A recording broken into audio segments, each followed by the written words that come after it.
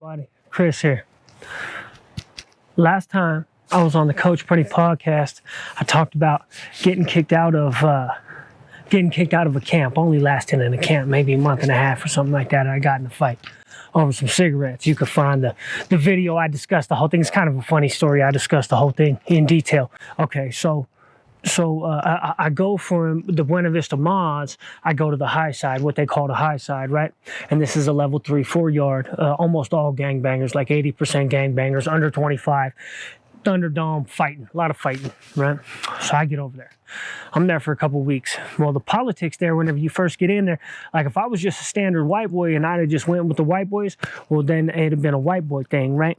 But I wasn't a standard white boy. I'm a white boy from a Mexican gang, a small Mexican gang, right? So I'm kind of on my own there, right? But I'll hold my own, whatever, right? So one of my homies, who's I believe he's a rolling 60, he's a black dude, and he's a black Crip, right? Black Mexican, and he comes to me and he says, "Hey man, listen, I probably shouldn't be telling you this, but that fool Debo's gonna get you." That's known for kind of going in on fools. He likes to get at fools, right? Go in on their cell. He's big dude, right? So he says, "This fool's plotting on you, homie." He goes, "I really shouldn't be telling you this because this is black business." He overheard some black business and was like, you know, he really shouldn't have been telling me that. But he's like, but me and him was good though from the county. Me and him was already good. So he says, "Hey man, this fool's gonna get you, homie. I heard him getting you. They're plotting on your canteen." I said, "Well, shit." I look at this dude. I can't whoop this dude in the cell. I'm like 19 at the time. I can't whoop this dude in the cell. There's no way. They call him Debo for a reason. Okay, so what am I going to do here? You know? So what am I going to do? So I take my lock and I put it on my my padlock, and I take all my canteen and everything I got and I put it in my lockbox. I put the lock on it, right? Okay. I said, fuck it. I said, he's not going to get me in this cell. I don't care. He's not going to get me in this cell, period. So I run down there, throw my boots on, tied them up real tight. I went down there. I said, "Hey, homie." That fool turned around and I fucking drilled him. Bah! Hard as I could, right? And I stung him good. I stung him real good. And you could see it. Bah! I stumbled him. I didn't knock him down, but I stumbled him good. I hit him in the eye. Okay. We go to the cops bring us in. They take us to the hole, whatnot. Okay, cool. So I did maybe like 25 days in the hole. And then for some reason, I don't remember why, somebody decided that everybody needed to flood the tier, that we were going to flood the tier. So I participated. I jumped in, you know, and we were smoking cigarettes and weed and like lighting shit on fire and throwing it off the tier. You know what I mean? The cops would come by and you could make a little like water cannon out of your flex pen, because they give you a flex pen so you couldn't stab anybody. So it was a rubber hose and you could take it and stick it in the sink. And whenever the pig was walking by, you could shoot off the tier and bounce it off the wall and it would rain on the cops, you know? So anyway, that's neither here nor there. So I go to jail, or I go to the hole for like 20 days, and then I get another write-up for fucking with the cops. So now I'm in the hole for like 40 days. That's really more than you're supposed to be in there, but they got me on kind of a special circumstance because of this, you know, because of the rioting is what they consider engaging in a riot or inciting a riot or some shit like that. Okay, cool. So I get out the hole like 40 days later. These fools thought that I just stole on him and then checked in, that I just left the yard. I get out the hole like 40 days later, like a celebrity. I'm walking down the hall. Very first thing, I see the black fools pointing at me. He said, "There's that fool right there. There's that fool right there." I said, "What's good?" And then the homie Zeke come around. He came around them folks. He said, "What's up, dog?"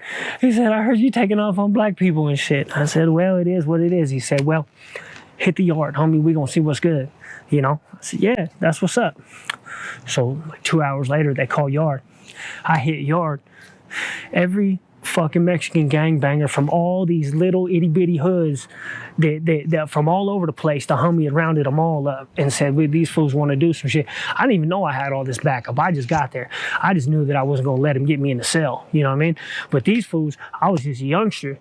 And word got around to all these Chicano gangbangers that this youngster just came in right away and took off on this big-ass black fool named Debo.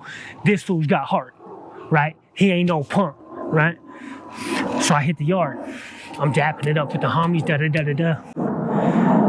Dude calls me, Debo calls me, says, hey, homie, come rap to me. Let's spin a lap on the yard. I said, okay, cool.